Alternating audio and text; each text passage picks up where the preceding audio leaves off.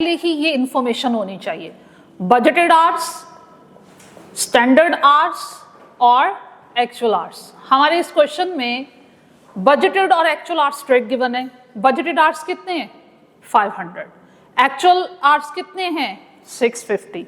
Standard hours you have to calculate और उसके लिए आपने बजटेड इंफॉर्मेशन पे फोकस करना है।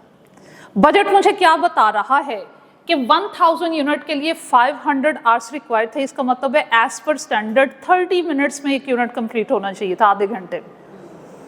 क्या ठीक कह रही हूँ? 30 मिनट्स में एक यूनिट कंप्लीट होना चाहिए था। सोच लें। चलो जब तक मैं आपको इसका फॉर्मूला बताती हूँ, देखो भाई इसका फॉर्मूला क्या बनता है, budgeted hours divided by budgeted units. आपके पास स्टैंडर्ड टाइम पर यूनिट आएगा, इसको एक्चुअल प्रोडक्शन से आपने क्या करना है, मल्टीप्लाई। हमारे इस एग्जांपल में बजटेड आवर्स कितने हैं 500 और बजटेड यूनिट्स कितने हैं 1000 और एक्चुअल में प्रोडक्शन कितनी हुई 1100। बोलिए इज इट 550? yes. ये 550 है। अभी देखो आपका जो अगर 1100 यूनिट्स हम एज पर स्टैंडर्ड प्रोड्यूस करते तो 1100 यूनिट्स के लिए एज पर बजट मुझे कितने आवर्स रिक्वायर्ड थे, 550 आवर्स रिक्वायर्ड थे। और जो काम 550 आवर्स में करना चाहिए था वो आपने कितने आवर्स में कंप्लीट कर लिया, 650 आवर्स में। ठीक है, अब ये देखो मैंने क्या करना है। स्टैंडर्ड आवर्स हमारे एग्जांपल में कितने हैं और एक्चुअल आवर्स कितने हैं 650 मल्टीप्लाइड बाय 100।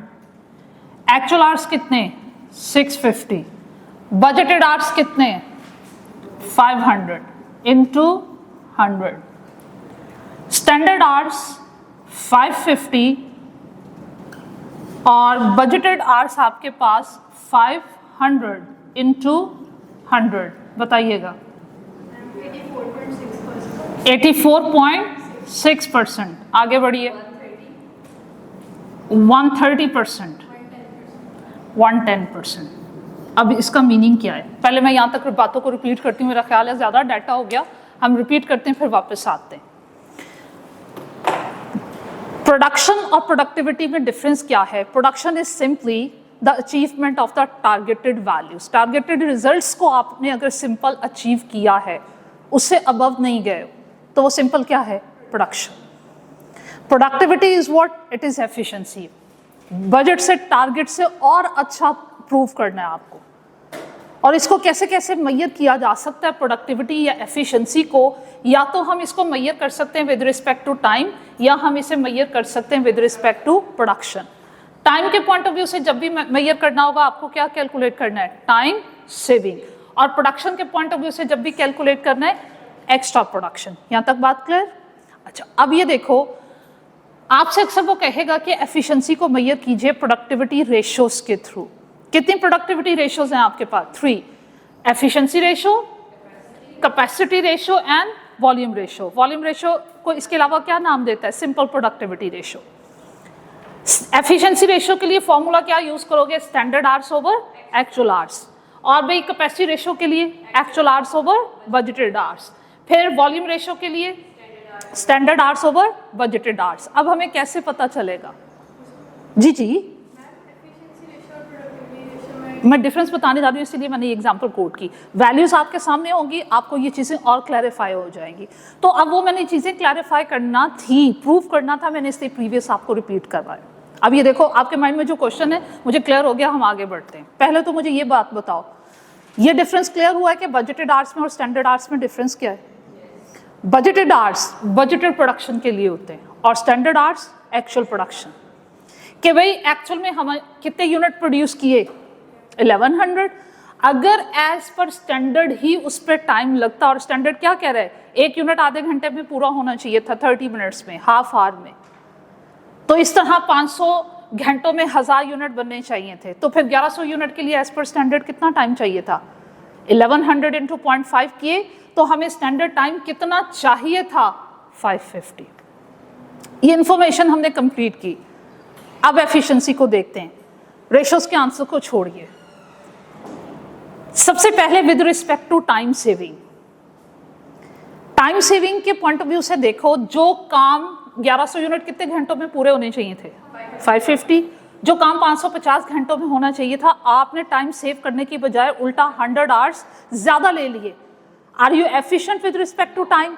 नो, आप with respect to time efficient नहीं हो। और जब ऐसा होगा तो एफिशिएंसी रेशो का आंसर लेस देन 100 आएगा।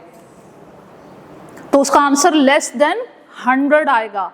100% रिप्रेजेंट करता है प्रोडक्शन को, और 100% से जो अबव वैल्यू होती है वो किसको रिप्रेजेंट करती है, एफिशिएंसी को। हम तो भाई टारगेट को भी अचीव नहीं कर पाए, हम एफिशिएंसी लेवल पे डिटेरियोरेट कर गए, बड़ी लो परफॉर्मेंस हमारी रही है। टाइम सेव करने की बजाय हमने 100 घंटे एक्स्ट्रा ले लिए। टाइम के पॉइंट ऑफ व्यू से हम बिल्कुल भी एफिशिएंट नहीं है। इसके अलावा प्रोडक्टिविटी को कैसे मेजर किया जा सकता है, एक्स्ट्रा प्रोडक्शन। क्या हमने एक्स्ट्रा प्रोडक्शन दी? यस। हमें टारगेट दिया गया था कि 1000 यूनिट प्रोड्यूस करें, और हमने कितने यूनिट प्रोड्यूस किए? एक्स्ट्रा प्रोडक्शन हुई? यस। कितनी एक्स्ट्रा प्रोडक्शन हुई? 100। अब इसका अंदाजा यहाँ, ये पहले कैलकुलेट करो, एक्स्ट्रा प्रोडक्शन कितने यूनिट्स की है? 100 की। जब उसको परसेंटेज में कन्वर्ट करना हो तो क्या करते हैं, difference 100 over x value divided by 1000 multiplied by 100।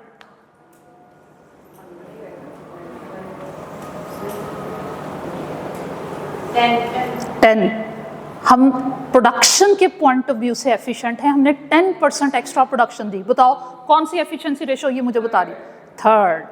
देखो इस रेशो का नाम क्या है, और वॉल्यूम भी लिखा हुआ है। वॉल्यूम किसको कहते हैं? यूनिट्स। ये टाइम के पॉइंट ऑफ व्यू से एफिशिएंसी को मेजर कर रहा है, और ये प्रोडक्शन के पॉइंट ऑफ व्यू से एफिशिएंसी को मेजर कर रहा है। और हमारी प्रोडक्शन की एफिशिएंसी कितने परसेंट है? 110% नहीं बोलना, कितने परसेंट है? 10%। Is it clear? आगे चलिए। उस रेशो का नाम क्या है?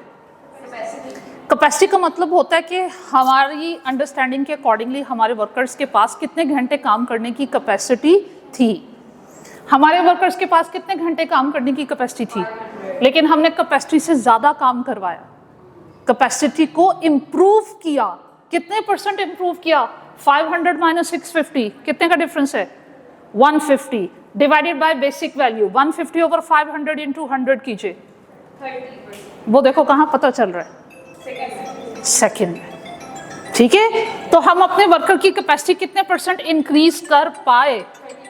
30%। एक्सक्यूज मी, नोटेड बेटा, ये म्यूट।